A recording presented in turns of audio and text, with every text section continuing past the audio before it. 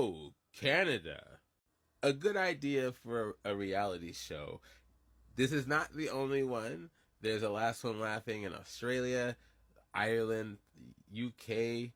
There might be others too. I don't know. But the idea is you have all these comedians in a shared space, and they are supposed to not laugh. Last man standing, whoever is last to not laugh wins. It almost feels like the Great British Baking Show, but with comedians. Just nice, goofy, relaxed fun. And you get to see some really strong comedians really show off what they can do. So if this interests you, check this out. Let me know what you think. Review over for all of you that just left. For the rest of you, let's talk about it. All right, so let's meet the comedians. Brandon Ash Muhammad. No idea who he was before this show. Is he funny? Not my brand of humor. I think he's funny in ways, but it felt kind of self-deprecating. I'm not quite into that. Unless you're Chris Farley. Deborah Giovanni. I just wanted to say it like that. I've seen her before. Her stand-up's really good. She is really funny. But man, she had a hard time. Giggle problems for sure. John Lajoie. I hope I said your name right. I've seen him off and on. I like him. I think he's funny. But in like I don't know, almost like a anarchist kind of funny, almost Jim Carrey-esque.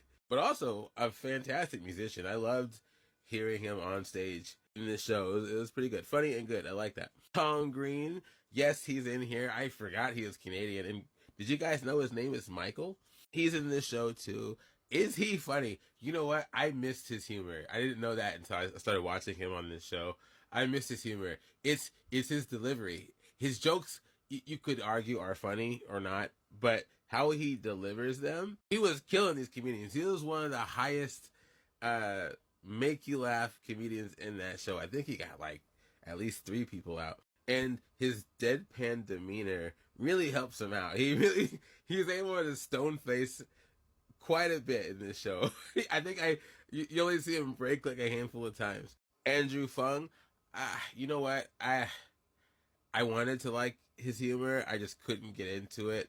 He lasted a long time, but he wasn't like sniping him like what you see from Tom Green. He just wasn't really making people laugh, which is hard to really tell because the whole point of the show is to not laugh. Colin Mockery, a titan amongst comedians, a straight titan, just gargantuan. This man here is a killer. I think him and Tom Green were definitely getting the most. If you've seen Whose Line Is It Anyway, if you've seen Colin Mockery do anything, this is actually kind of a perfect environment for him because he's so good at improvising. He's so good at being who he needs to be when he needs to be. He can play the straight face all day long, or just about. And still be super funny on top of it. Some of his jokes you wouldn't think work, but they do. Again, it's the delivery. Mae Martin, she's funny. I like her, but a similar problem to Deborah Giovanni. She seems like she's just perpetually built to laugh. She had a hard time too. Caroline Rhea, I'm sorry, I messed up your name. Sabrina the Teenage Witch. She was one of the aunts on that show. That's all I know her from. But you know what? She's awesome. I didn't know that until I saw this show. I didn't know anything about her, but she's funny and she seems like a really cool person. But also a bit of a giggle problem. Hey, Trevor Wilson, amazing. He's actually, aside from Colin Mockery, he was my favorite comedian on the show. I just love his delivery. I love its tone. He just says jokes I love to hear. And of course, I love Letterkenny. K. Trevor Wilson just hits me in all the right places. Dave Foley, another legend in the comedy game. Dude's clever and super devilish. Almost too clever for his own good. I think that was really the only problem he had in the show.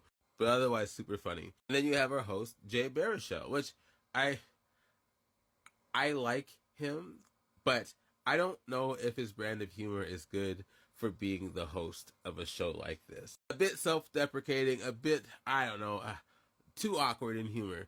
But I'd watch him again. I'd watch him as the host again. I think it's an interesting situation to be in, to have your fellow, not co-workers, comedic colleagues in the same space. There's almost a sharing of ideas and jokes happening between all of them. There are moments where they play off of each other, trying to make each other laugh.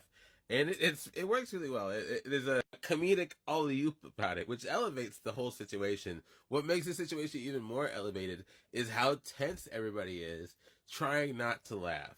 Mae Martin would be a good example. She kept saying that she was sweating throughout the whole thing. Another thing I liked is they weren't like brutal with these comedians. They gave them chances. So you get like a yellow card for like the first warning and a red card for second, you are out. And there were small moments in between each session where they could laugh or smile if they needed to. And if they lost, they got to hang out in this beautiful lounge with Jay Barrow show, just watching it, the other people still be tortured by the tension of not laughing. It was a pretty good environment all around. Like I would love to be in that environment, being one of those comedians. It's a special experience that they get to share with all of us, and I really like it. There may have been some dull jokes spattered amongst the really great ones, but overall, a humorous time that has me curious about seeing the rest of these last one laughings. It sounds weird saying it like that. Anyways, check this out. Let me know what you think. And yeah, we'll talk later.